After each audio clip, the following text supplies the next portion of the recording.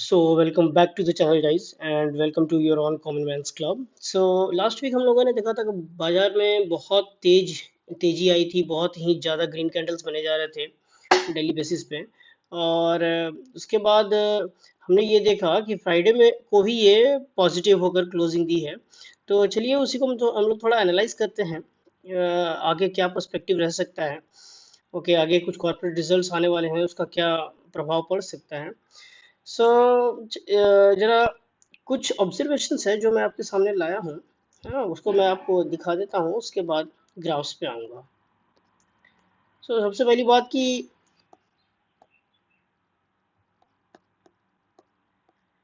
Okay कि Nifty 50 ने अपना वीकली राइज जो है मोर देन 4 इयर्स का दिया है ना, सबसे ज़्यादा राइज दिया है इस बार, weekly rise.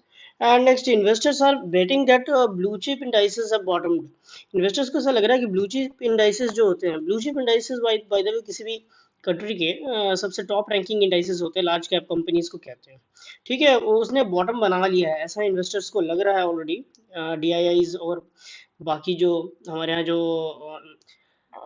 जो ब्लू चिप पे पैसे इन्वेस्ट करते हैं उनको ऐसा लग रहा है। निफ्टी 50 मंडे को आई मीन फ्राइडे को close at 23,350.4, gaining 0.7% and Sensex भी लगभग उतना ही गेन किया है 0.73%, closing at 76.905.51। Okay, during the whole week, पूरे वीक की अगर बात करें तो ये 4.2% की तेजी देखने को मिली है, जो बहुत अच्छी तेजी थी।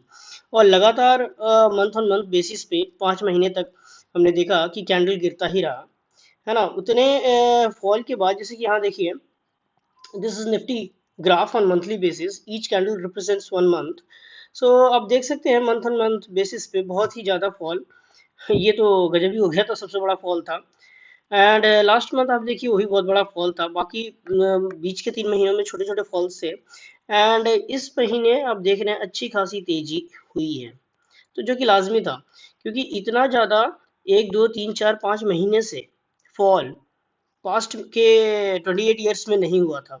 लास्ट टाइम ये 28 ईयर्स पहले हुआ था, तो इतना ज़्यादा अच्छा बहुत ज़्यादा कुछ बड़ा इकोनॉमी में हुआ भी नहीं था। और पता नहीं, अगर हुआ हो तो आगे पता लगने वाला है। सेंसेक्स की अगर बात करें हम लोग, तो सेंसेक्स में भी आप देख सकते हैं कि सेम सिनेरियो है। ओके, इसमें भी 5 मंथ से लगातार फॉल हो रहा था, 1 2 3 4 5, एंड इस मंथ जाके थोड़ी सी पॉजिटिव क्लोजिंग इसने दी है। ओके, सो ये लास्ट मंथ के हाफ से ऊपर जाके क्लोज किया है। ठीक है, थोड़ा तो इसमें आप मान सकते हैं कि जो बियरिशनेस थी वो कम हुई है। अगर बुलिशनेस नहीं आई है तो बियरिशनेस तो जरूर कम हुई है, थोड़ी सी तेजी तो जरूर आई है, लेकिन आप इसको कम्प्लीटली तेजी मान करके बॉटम बन गया है ऐसा नहीं कह सकते हैं। एक्चुअली एक्चुअली जब तक बॉटम बन ना जाए तब तक ऐसा नहीं कह सकते। ठीक है, ये लास्ट वीक का कैंडल है गाइस, ये भी आप देख रहे हैं कि लास्ट वीक के ऑल 5 ट्रेडिंग सेशंस में 1 2 3 4 एंड 5 निफ्टी ने ग्रीन कैंडल्स बनाया है। Okay, and same you can see with Sensex. और हो भी क्यों ना, क्योंकि सेंसेक्स और निफ्टी के ऑलमोस्ट सारे स्टॉक सेम रहते हैं, है ना। कुछ कुछ का बस वेटेज और रैंकिंग जो है अलग अलग है, otherwise they are same. I will discuss कौन कौन से स्टॉक्स होते हैं निफ्टी में और सेंसेक्स में, आगे बताऊंगा मैं। देखिए, इसमें सेंसेक्स में एक दो दिन अच्छी तेजी के बाद एक पॉज कैंडल बनाया, this was a doji candle. उसके बाद और 2 दिन, that is Thursday and Friday के सेशंस में इसमें तेजी आई है। ओके,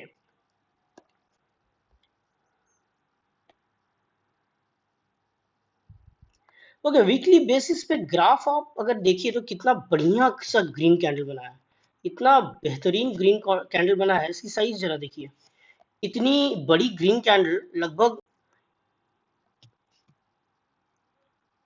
रेड कैंडल्स के बराबर का बनाया है, मतलब एक अच्छा खासा बुलिशनेस तो आया है। वो बुलिशनेस क्यों आया है, मतलब एफआईआईज के इन्वॉल्वमेंट के कारण।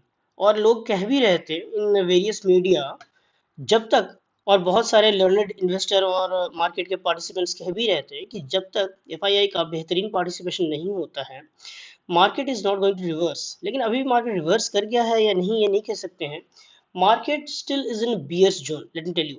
ठीक है, बियर्स जोन में अभी भी है, ये वहां से गया नहीं है। बियर्स अभी जो है कंफ्यूज्ड सिचुएशन में है। ओके, बियर्स जो है कंफ्यूज्ड है।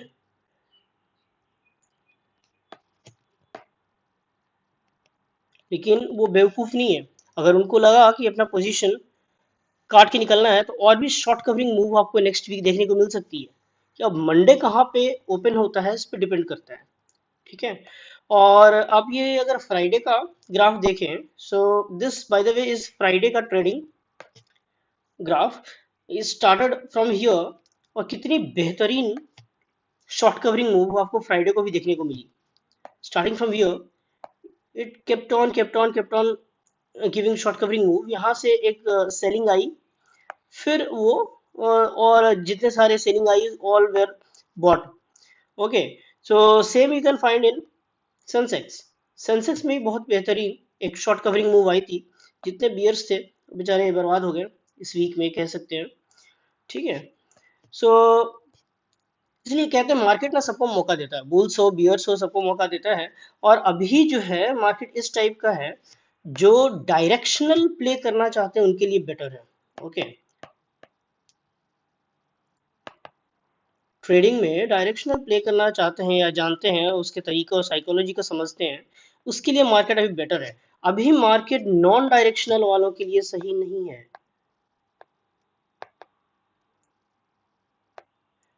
नॉन डायरेक्शनल मतलब आप समझ गए हो, जो सेलिंग पे डिपेंड करते हैं। ठीक है। डायरेक्शनल ही डायरेक्शनल में, लेकिन एक पॉइंट जो बहुत इंपॉर्टेंट है जो नोट डाउन किया जाना चाहिए, कि लोगों को सही टाइम पे correct time to enter and exit.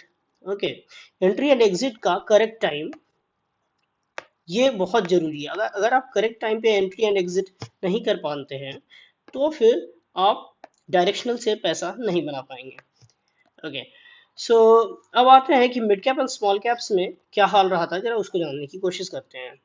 So mid cap and small caps rose are approximately 7.7% and 8.6% respectively in the last week, जो कि अच्छी खासी तेजी थी, है ना। 7.7% बहुत ज्यादा तेजी है ना। ये एक्चुअली लास्ट 5 इयर्स का बिगेस्ट वीकली गेन है। साप्ताहिक बेसिस पे 5 साल का सबसे ज्यादा वीकली गेन है मिड कैप में। ओके, और अच्छा एक बात और है कि अभी भी मार्केट जो है ना अपने ऑल टाइम हाई से 11% लो चल रहा है। अगर आपको लग रहा है कि फुल्ली हम लोग बेरी बुलिश हो चुके हैं, सेलिब्रेशन का टाइम है, हाँ ठीक है, थोड़ा सेलिब्रेट कर सकते हैं। But this opportunity one should use to exit from the market. अगर आपका पोर्टफोलियो लॉस में है तो उससे एग्जिट करने के लिए आप यूज कर सकते हैं। लेकिन आप बुलिश पोजीशन बनाने के लिए अभी टाइम नहीं है। हाँ, जो इन्वेस्टर्स हैं उनके लिए सही है। जब भी मार्केट चढ़ते चढ़ते गिर रहा था, फिर थोड़ा सा चढ़ा, फिर जब गिरेगा तो आप इन्वेस्टमेंट जो है कर सकते हैं। इस पॉइंट पे आप बाइंग कर सकते हैं, राइट। लेकिन आप फिर से एकदम absolutely bullish position banana is not advisable. Yeah, still, let me tell you, I am not giving any buy or sell recommendation. Any stocks, if you are buying or selling, that would be completely your decision. I'm just trying to analyze what happened last week and what is the probabilistic situation in the next week. मैं आपको कोई guidance नहीं दे रहा हूँ कि आपको यही खरीद लेना चाहिए और यही बेच देना चाहिए, ये शॉर्टिंग का और बाइंग का। मैं जस्ट आपको एक पर्सपेक्टिव बता रहा हूँ, जो मैं गलत हो सकता हूँ कंप्लीटली। ओके,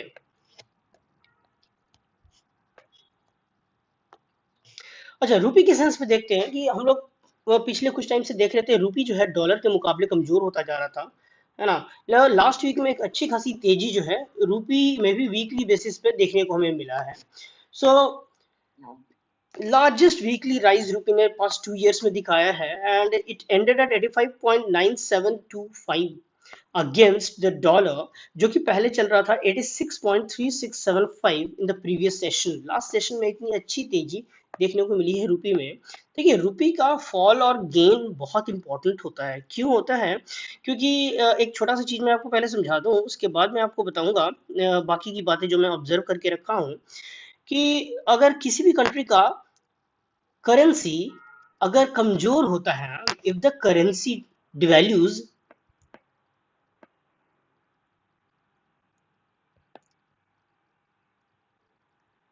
और डेप्रिशिएट्स,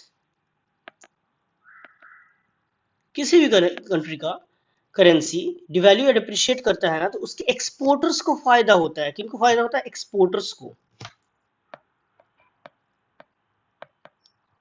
ठीक है, क्योंकि उस कंट्री का जो प्रोडक्ट्स है, सर्विसेज है, जो भी उस कंट्री का माल है, बाहर फॉरेन मार्केट में लोगों को सस्ता दिखाई देता है।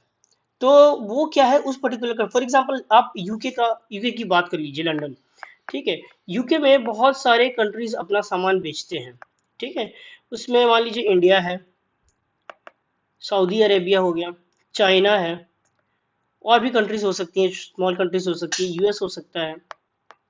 सो चाइना क्या करता है ना, कंटिन्यूअसली अपनी करेंसी को डिवैल्यू करता रहता है, उसकी वैल्यू गिराता रहता है। इससे क्या होता है ना, यूके के मार्केट में चाइनीज प्रोडक्ट सस्ते दिखते हैं और उनका माल ज्यादा बिकता है। लेकिन हमारे लिए करेंसी का गिरना हमारे लिए नुकसान है। क्यों पता है? क्योंकि we are not export dependent, we are import dependent people. हमारी इकोनॉमी जो है, जो इम्पोर्ट डिपेंडेंट है, हम लोग ज्यादा इंपोर्ट करते हैं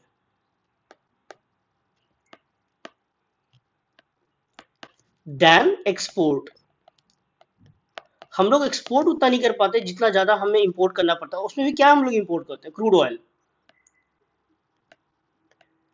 अब जब हमारी करेंसी वीक होगी, जब रुपी हमारी वीक हो जाएगी, तो रुपी के वीक होने से क्या होगा कि क्रूड ऑयल का इंपोर्ट जो है महंगा होगा। और उसके कारण क्या होगा कि आपको हमेशा ये दिखेगा कि जो ढुलाई, माल ढुलाई का जो चार्ज है, वो ज़्यादा हो जाएगा। इसके कारण कंट्री में चीज़ों का दाम इन्फ्लेटेड दिखेगा। इन्फ्लेटेड का मतलब है कि उसका प्राइस राइज होगा। इसीलिए हमारे यहाँ रुपये का कमजोर होना हमारे लिए अनडिजायरेबल है। हमारा यहाँ रुपये अगर स्ट्रांग हो, अच्छा जब हम लोग एक्सपोर्ट डिपेंडेंट हो जाएंगे, नेट एक्सपोर्टर रहेंगे, तब अगर हमारा रुपये कमजोर होता है, then it would be a beneficial situation for whole country. ठीक है, फिर वापस आते हैं रुपये के ऊपर। सो रुपये जो है, it rose to 10 week high at 85.9375, okay, during the trading session, and gained approximately 1.2% in the week. Okay, last सप्ताह में 1.2% गेन हुआ है रुपी में। ओके, एप्रिसिएशन ऑफ रुपी, और better to say rupee becoming stronger is because of the revival of the domestic stocks, domestic sentiments। domestic sentiment जो बने हुए थे ना, कि सारे स्टॉक्स गिरने वाले हैं, मार्केट फॉल हो रहा है, ये जो एक सिचुएशन बना हुआ था ना, वो सिचुएशन का चेक हो जाना, मतलब कि लोगों को लग रहा कि मार्केट कंटिन्यूसली, आप देख रहे थे ना, कुछ दिन से फॉल हो रहा था, फिर कुछ ज्यादा था, फिर फॉल हो रहा था। तो ये जो नेगेटिव सेंटिमेंट्स थोड़ा सा जो करेक्ट हुआ है ना, इसी के कारण रुपी में भी जो है ग्रो अप्रिसिएशन देखने को आपको मिली है। ओके, तो ये डोमेस्टिक सेंटिमेंट का इम्प्रूव होना है हमारे लिए बहुत ही इम्प्रूवमेंट लाने वाला है रुपी के अप्रिसिएशन में आगे भी। सो नेक्स्ट, चलिए हम लोग अब देख लेते हैं कि सेंसेक्स और निफ्टी में कौन कौन से कॉन्स्टिट्यूएंट्स होते हैं, उनका क्या वेटेज होता है। आपको ये basic understanding at the back of your mind during trading और investment you should have, so that you can make a better informed decision. Okay, in Nifty 50 index, you have the HDFC with highest weightage. देखिए, सबसे ज्यादा weightage और किसी का नहीं बल्कि HDFC का है, which is 13.28%. ICIC ranks next, about 8.57%. Reliance Industries is 8.21%. Infosys, the fourth highest, is 6.13%. तो आप देख सकते हैं पहले चार में तो मेजर कॉन्स्टिट्यूएंट निफ्टी 50 के बैंकिंग स्टॉक्स हैं, other than Reliance banking stocks हैं।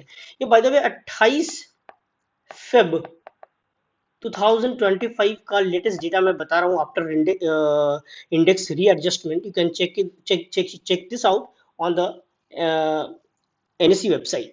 Okay, so Bharti Airtel ranks the fifth one with 4.25%, Larsen & Toubro 3.76%, ITC 3.70%, Tata Consultancy Services with 3.59%, and Axis Bank का वेटेज है 2.92%, कोटक महिंद्रा बैंक इज 2.82%। और भी stocks हैं, 50 हैं, लेकिन इंपॉर्टेंट वंस का यहाँ पे लिस्टिंग है।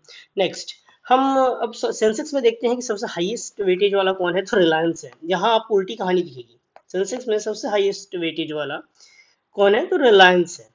रिलायंस 15.35% वेटेज होल्ड करता है। Then comes your ICICI bank, Larsen Toubro, Infosys, HDFC surprisingly यहाँ पे फिफ्थ नंबर पे आता है विथ 5.36% सेंसेक्स में।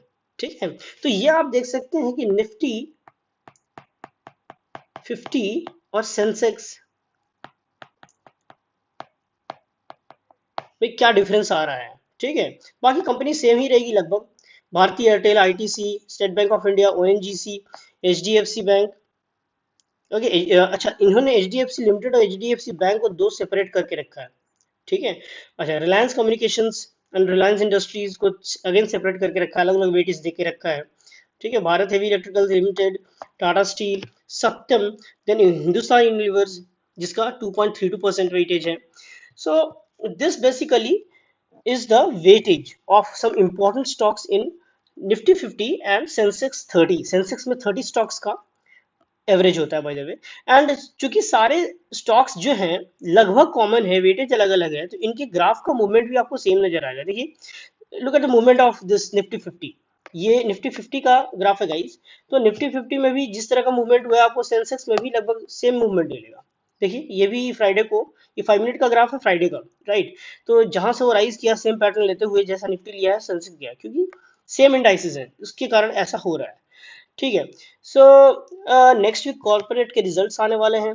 तो अभी ये मान लेना कि ऑलरेडी बॉटम बन चुका है और उसके बाद हम लोग कम्प्लीटली बुलिश हो चुके हैं। So I think that would be too early to say. अभी इतनी जल्दी इस तरह का कंक्लूजन निकाल के इन्वेस्टमेंट कर डालना, तो मुझे लगता है कि थोड़ा सा गलत होगा। आपको पॉज लेना चाहिए, फिर सोचना चाहिए, because see so much of the rally has already come up, है ना। इतनी तेज रैली यहाँ पे ऑलरेडी आई है। आपको नहीं लगता एक रिट्रेसमेंट होना चाहिए इसका, इसका रिट्रेसमेंट एक होना चाहिए थोड़ा बहुत, या फिर एटलीस्ट ये यहाँ पे टाइम बिताए, टाइम बिताने के बाद अगर ये यहाँ से ऊपर जाता है, देन अगेन आप कह कंटिन्यूसली चला जाता है, देन अगेन आप कह सकते हैं कि हाँ ये this bullishness has continued and यहाँ पे बॉटम बन गया है। लेकिन एक्चुअली जब तक बॉटम बना नहीं है हम लोग नहीं कह सकते। हाँ, आप ये जरूर देख सकते हैं, लुक सी हियर, कि ये इस ट्रेंड लाइन का ब्रेकआउट दिया है, बहुत सुंदर सा ब्रेकआउट दिया है। This by the way is Nifty 50 का graph and each candle represents one day, एक एक दिन का दिखाता है ये। ठीक है, तो this would be too early to say कि हाँ भाई आगे भी बुलिशनेस कंटिन्यू होगी, कॉर्पोरेट के रिजल्ट्स आने वाले हैं नेक्स्ट वीक, तो वो इस पर क्या प्रभाव डालता है वो भी देखने लायक चीज होगी। ठीक है, so that's all for the video guys. I would request you to please like, share and subscribe to my channel. I will keep posting the weekly updates, and that's all. Thank you so much.